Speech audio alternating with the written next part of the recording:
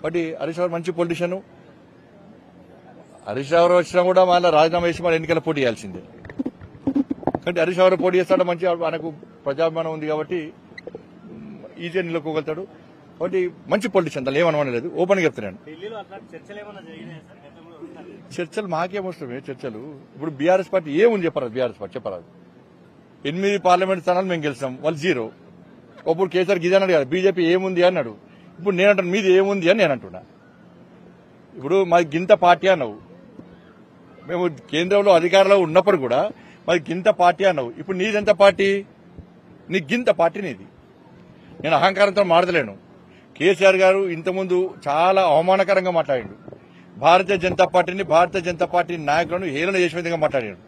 కేంద్ర స్థాయి నాయకులను కూడా అవమానపరిచే విధంగా కేసీఆర్ గారు మాట్లాడాడు. ఇప్పుడు డామేడ్ కథ అడ్డం తిరిగిన లెక్క ఇప్పుడు ఆయనకే చుట్టుకొస్తుంది. కాబట్టి అధికారంలో ఉన్నా అధికారంలో లేకున్నా కూడా ఏ పొలిటీషియన్ అనగా పొలైట్గా ఉండాలి, విమర్శలు చేయాలి. కానీ హేళన చేసే విధంగా, కించపరిచే విధంగా మాట్లాడితే ఇలా కేసీఆర్ కుటుంబం చూసి అందరు నేర్చుకోవాలి, ఇప్పుడు పొలిటీషియన్స్ నేర్చుకోవాలి. అందుకని అధికారుల పార్టీ నాయకులు కూడా చెప్తున్నాను, మీరు అహంకారంతో గతంలో బీఆర్ఎస్ పార్టీ ఏ విధంగా వివరించిందో అట్నే వివరిస్తే మీ కూడా బీఆర్ఎస్ పార్టీ కొట్టే గతం మీకు కొడుతుంది. దాన్ని గుర్తుంచుకోవాలి. పొలైట్ ఉంటాడు ఆయన, చిల్లు ఎప్పుడు మాట్లాడాడు. మరి నాకేం దగ్గర కాదు, నాతో ఎప్పుడు మాట్లాడలే. నేను మీరు అడిగిన వాటి చెప్తున్నా. మళ్ళీ దీన్ని పోయి బ్రేకింగ్ పెట్టకూడదు. హరీష్ రావు గారు బీజేపీ ఏడుతున్నారు, బ్రేకింగ్ పెట్టకూడదు మళ్ళీ మీరు. ఎందుకంటే పెద్ద ఆయన ఇప్పటికే ఇట్లా పట్టుకొని కూర్చున్నాడే, ఎవరు పెద్ద మనిషి. మళ్ళీ ఇప్పుడు మళ్ళీ హరీష్ రావు గారు బీజేపీలో ఏడుతున్నారంటే పీడాతం అయితే మీరే బాధ్యత మంచి. ఎందుకంటే మొదటి నుంచి కూడా కేసీఆర్ గారు నిండు నూరేళ్లు ఆయుర ఆరోగ్యాలతోని అష్టైశ్వర్యాలతో బతకాలని కోరుకునే వ్యక్తి నేను. ఇంకోరి నాశనం కోరుకునే పార్టీ నాది కాదు, అటువంటి వ్యక్తులం మేము కాదు. ఇది నేను వ్యంగ్యంగా మాట్లాడాను.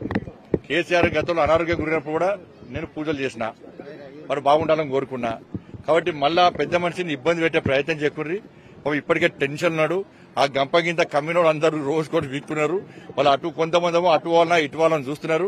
చాలా మంది కూడా మళ్ళీ చెప్తున్నాను, చాలా మంది కూడా భారతీయ జనతా పార్టీలో చేరాలని చెప్పి చాలా మందికి బీఆర్ఎస్ పార్టీ ఎమ్మెల్యేలకు ఉంది. ఇది 100% వాస్తవం. ఇలా బీజేపీలో విలీనం చేస్తానని చెప్పి ప్రచారం జరిగేది దేనికోసం జరుగుతున్నది? వాళ్ళ పార్టీ శాసనసభ్యులందరూ కూడా మనం బీఆర్ఎస్ లో పోదాం, నరేంద్ర మోడీ గారి నాయకత్వాన్ని బలపరుస్తాం, ఈ తెలంగాణ రాష్ట్రానికి నిధులకు తీసుకొద్దాం, కాంగ్రెస్ పార్టీ మీద ప్రజలు వ్యతిరేకత ఉన్నది అని చాలా మంది బీఆర్ఎస్ పార్టీ శాసనసభ్యులు అందరూ కూడా వాళ్ళు చూస్తున్నారు. నేను మళ్ళీ చెప్తున్నా, బీజేపీలో చేరితే నేను చేరాలని ఎవరు అంటలేను. చేరిన వ్యక్తులను గెలిపించుకోవాల్సిన బాధ్యత మా కార్యకర్తలు ఎంత తోపులో మీకు తెలుసు. మా పార్టీ బ్యానర్ మీద, మా పార్టీ సింబల్ మీద పోటీ చేసుకున్నాను, భుజా మీద ఎత్తుకొని గెలిపించుకునే బాధ్యతను మా పార్టీ కార్యకర్తలు, మా నాయకత్వం సమిష్టిగా తీసుకుంటాం. మేమందరం ఒకటే, మా పార్టీ నాయకులు అందరం కూడా నరేంద్ర మోడీ గారి నాయకత్వంలో, అమిత్ షా గారి నాయకత్వంలో, జేపీ నడ్డా గారి నేతృత్వంలో, తెలంగాణ రాష్ట్రంలో కిషన్ రెడ్డి గారి ఆధ్వర్యంలో అందరం కలిసికట్టుగా పనిచేస్తున్నాం. మీరు న్యాయంగా ఆలోచించండి, మంచి ఆలోచన ఆలోచించండి. ప్రజల మనసులో పడ మోడీ గారు ఉన్నారు కాబట్టి ఆలోచించేందుకు కోరుతా ఉన్నాను.